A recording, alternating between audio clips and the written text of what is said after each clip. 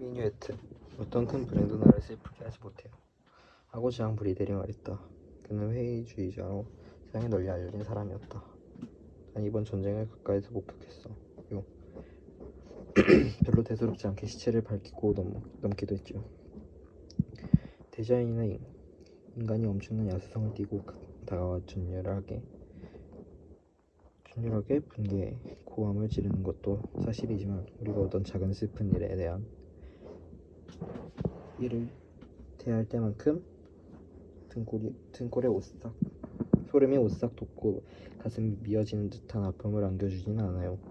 두말할 것 없이 인간이 체험하는 것 중 가장 큰 고통은 어머니로서는 자식을 잃어버리는 일이고 사나이로서는 어머니를 잃어버리는 일이 되겠지요. 그건 분명히 무섭고 끔찍한 일이고 정신이 나가버릴 일이고 가슴이 미어지는 일이지요. 흡사피가 마구 쏟아지는 큰 상처와 같은 그런 재앙은 아물게 마련이지요.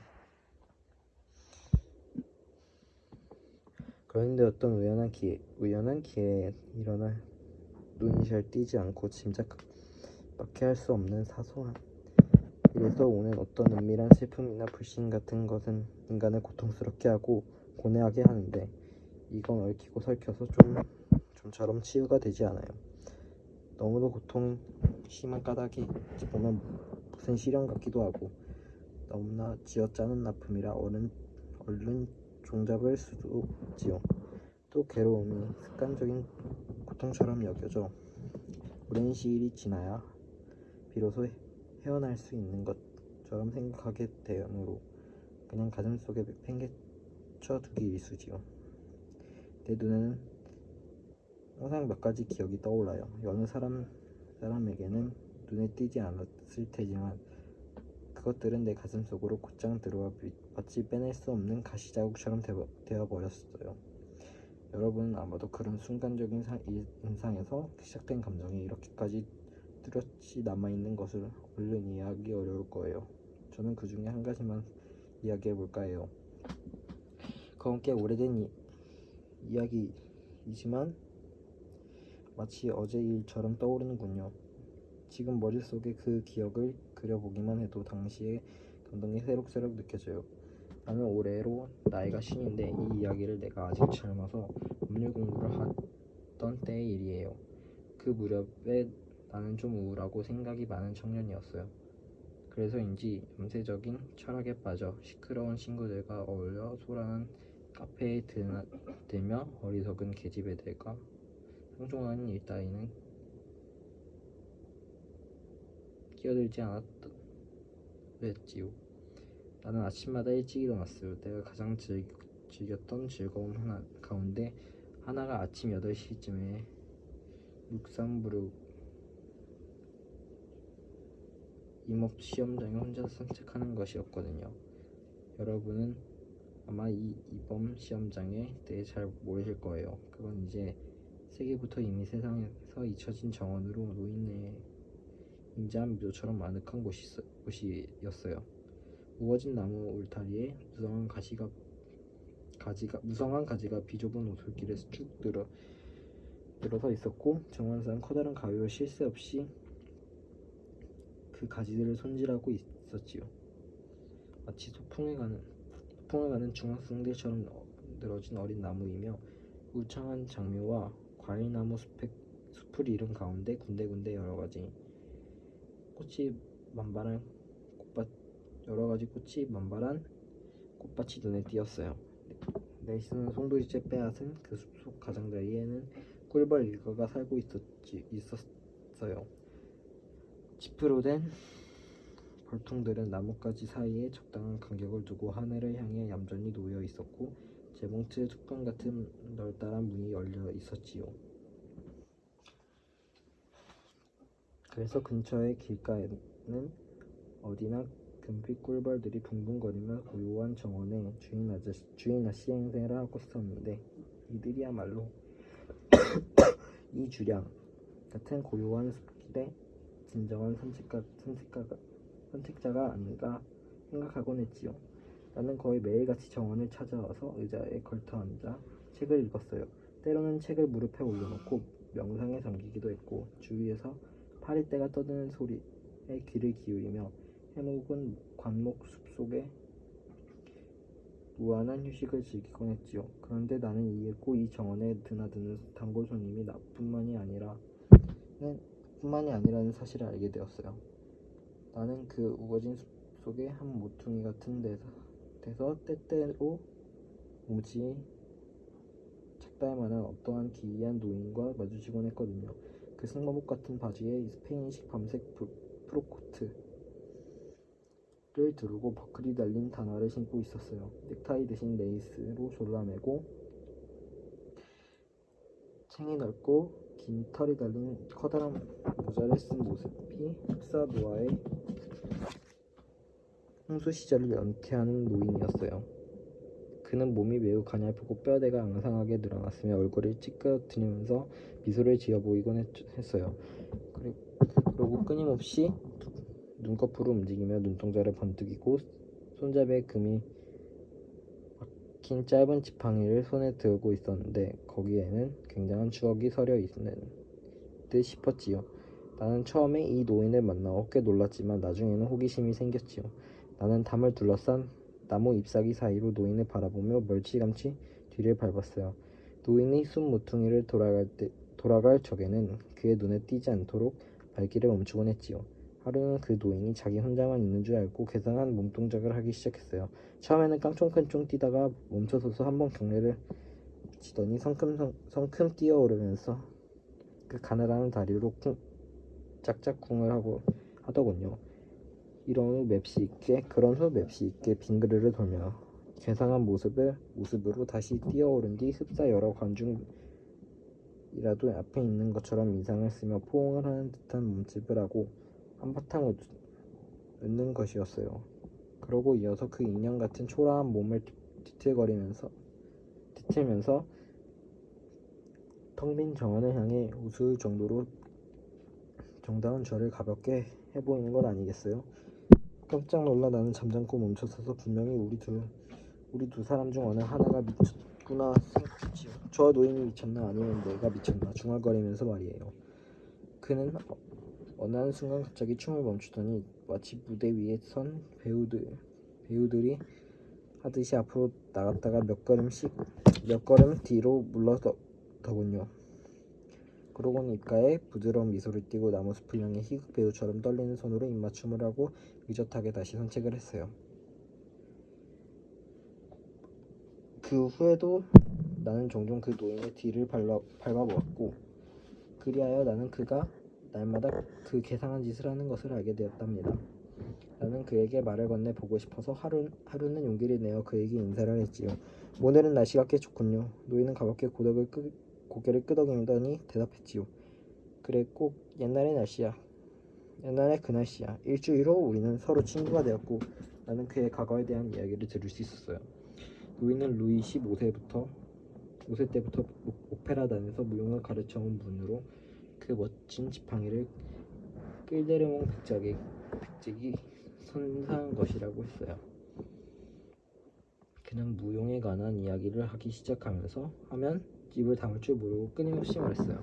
어느 날 노인이 나에게 이런 비밀을 털어놓았어요. 나는 라카스리스와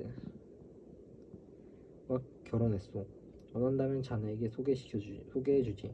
그런데 아내는 저녁 때만 이곳으로 온다네. 이 정원이 바로 우리의 기쁨이자 생명이거든. 옛것 가운데 우리에게 남아있는 것이 고작 이것뿐이니까. 만약 우리에게 이것마저 없다면 우리는 살아갈 재미를 잃게 될 거야. 나는 여기 오면 젊은 시절과 다름없는 공기를 마시는 기분이 되지. 그래, 우리 내외는 언제나 오후를 여기서 함께 보내네. 난 아침 나절에 미리 이리로 발길을 옮기는 거고 난 워낙 아침에 일찍 일어나니까 나는 점심을 먹고 다시 묵산부르로 돌아왔어요. 그 노인 또 와 있었어요. 그는 검은 드레스를 걸친 작달만한 할머니에게 점잖게 팔을 내어 맡기고 나를 소개했어요. 할머니가 바로 라카스트리스로 임금님들과 기공자들의 온 위대한 무용가였어요. 기공자들을 비롯해 온 세계의 낭만이 달콤한 씨를 뿌리고 다닌 모든 사람의 사랑을 받아온 위대한 무용가였어요. 산탄수의 숲의 숨결에는 여러 가지 꽃향기가 풍겨오고 부드러운 햇빛이 나무 사이로 흘러들어 붓방울처럼 우리의 머리 위에서 군데군데 떨어지곤 했어요. 라카스트리스의 검은 드레스 위로 햇살이 내려앉아 반짝거렸고요. 정원에는 아무도 없었고 마차가 굴러가는 소리만 멀리서 들려올 뿐이었어요. 지요. 나는 노인에게 부탁했어요. 이제 그 미뉴에트 무용의 유래를 말씀해 주십시오. 그는 몸을 한참 떨다가 설명하기 시작했어요. 미뉴에트 춤 가운데 다른 이를테면 춤의 여왕이라네. 알겠나? 그러나 왕이 없어지면서 이 춤도 자취를 감춰버렸다네. 그 말을 마치고 나서 위험 있는 태도로 매우 선정적인 무용을 시작했는데 정작 나는 전혀 이해할 수가 없었어요. 하지만 그 스텝과 빙돌림 자세히만을 기억해두고 싶었지요. 노인은 몸이 말을 잘 듣지 않는다며 화를 내고 짜증을 부리다가 서글픈 표정을 지었어요. 그러더니 엄숙한 태도로 잠잠히 지켜보고 있던 옛 동료에게 말했지요. 엘리지 어때요? 한번 출래요? 이분에게 미뉴에트가 뭔지 다시 같이 보여주지 않으려고. 당신의 의향은 어때요? 작달만한 할머니는 불안한 듯한 눈으로 사방을 둘러보다 말없이 일어나 영감과 함께 춤을 추기 시작했어요. 그리하여 나는 영원히 잊을 수 없는 기억을 간직하게 되었어요. 두 늙은이는 꼭 어린아이처럼 이리저리 오가면서 희죽거리는가 하면 서로 몸을 의지하며 공손하게 인사도 하고 깡충깡충 뛰었어요. 그 모습을 녹슨 기계, 옛날에는 상당히 정교한 기술자의 손으로 된 것 같지만 지금은 금이간의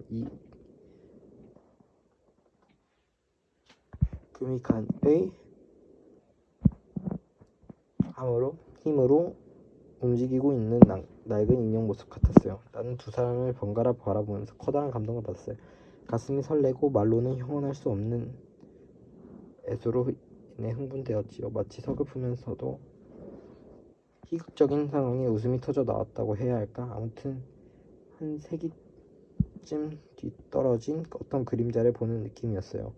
그래서 뭔가 웃음이 동시에 터져 나왔지요. 이윽고 두 분은 춤을 멈추고는 한참 동안 서로 마주보다 보며 놀란 듯한 표정을 짓다가 부둥켜 안고 흐느껴 울기 시작했지요. 사흘 후 난 다른 지방으로 떠났어요. 그 때문에 그 두 분을 만날 기회도 없었지요. 2년 후 내가 파리에 다시 돌아왔을 때 그 입험 시험장은 이미 없어진 뒤였어요. 두 늙은이는 그 정든 옛 추억의 장소인 정원을 잃고 어떻게 되었을까요? 미궁처럼 숲이 우거져 있던 정원의 옛 착시와 그 꼬불꼬불한 오솔길이 잊혀지지 않는군요. 두 분은 이미 세상을 떠났을까요? 그래서 그 망령이 희망을 잃은 망령객처럼 현대식 거리를 방황하고 있을까요? 그 창백한 망령은 지금도 달없는 마음 같은데 묘지의 나무숲을 누비며 새끼를 무대로 그 꿈결같은 미니어트를 추고 있을까요? 두 분에 대한 추억은 머리에 잠시 떠나지 않고 마음을 아프게 하며 무슨 불치병이나 되는 것처럼 내 안에 살고 있답니다. 무슨 까닭일까요? 나로서는 알 수 없어요. 여러분께서는 우스운 일이라고 조롱하실지도 모르겠지만 마지막 수업 알퐁스 도데.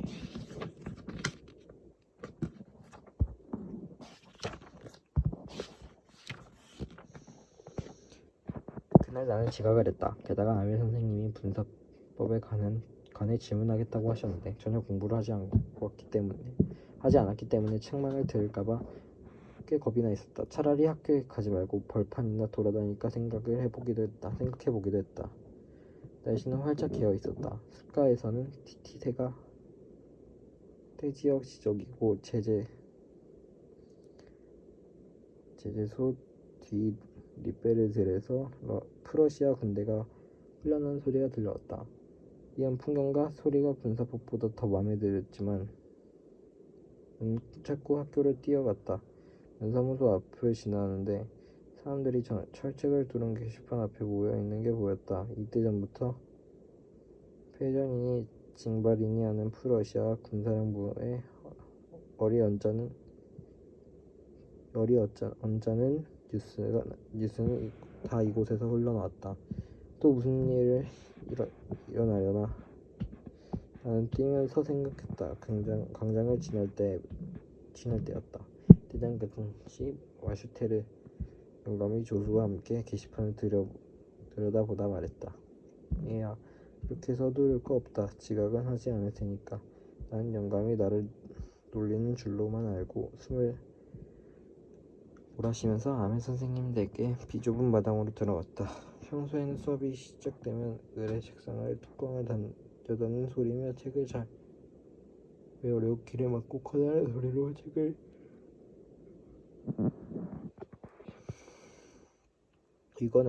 읽어 내려가는 소리, 그리고 좀 조용히 하고 책상을 마구 두들겨대는 선생님의 회초리 소리 등 떠들썩하게 한계까지 들왔기 때문에 나는 그 법석을 떠는 틈에 살짝 내 자리로 앉곤 했다. 그런데 그날은 마치 일요일 아침처럼 조용했다. 열린 창문을 통해 진작부터 자리에 앉은 학생과 그 무서운 회초리를 팔에 끼고 서성대는 아메 선생님이 보였다. 나는 이렇게 조용한 분위기 속 문을 열고 들어가 앉아야 했다. 얼굴이 붉게 달아오르고 가슴이 두근거렸을 거라고 생각한다면 오해다. 선생님은 전혀 화를 내지 않고 나를 바라보면서 부드러운 목소리로 말했다. 프란츠, 어서 네 자리로 가 앉아라. 너를 빼고 수업을 시작할 뻔했구나. 나는 얼른 의자 너머에 내 자리로 가서 앉았다. 두려운 마음이 가시고 나니 선생님의 푸른 프로코트 차림에 가슴에 주름 잡힌 장식을 달고 수놓아진 검은 비단 모자를 쓰고 있다는 것을 알아차릴 수 있었다. 그것은 장학관에 시찰이 있거나 시상식이 있을 때에만 입는 예복 차림이었다. 교실 전체에 여느 때와 다른 엄숙한 분위기가 감돌았다. 가장 놀란 일인 향수에 비어있던 교실 안쪽 의자에 앉은 사람들이 조용히 앉아 있었다.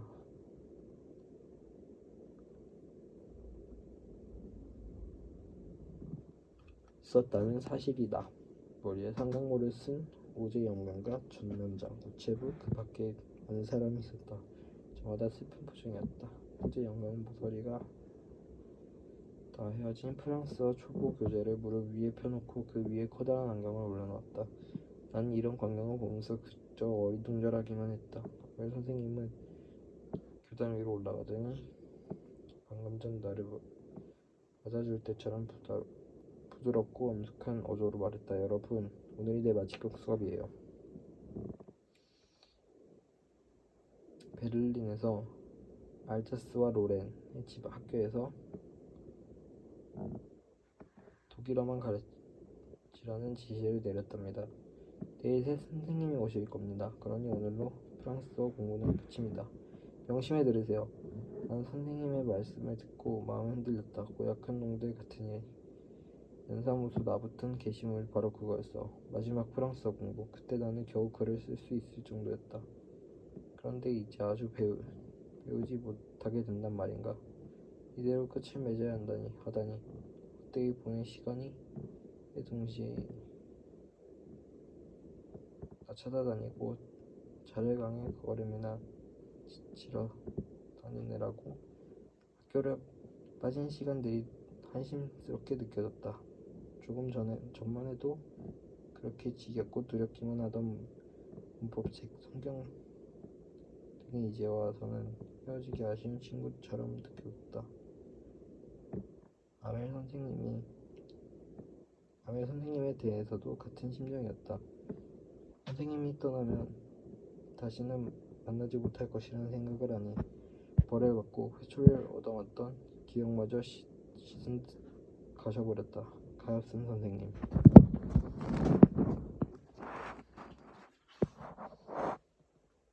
그러니까 선생님께 옷을 잘 차려입은 건 이 마지막 수업을 위한 것이었다.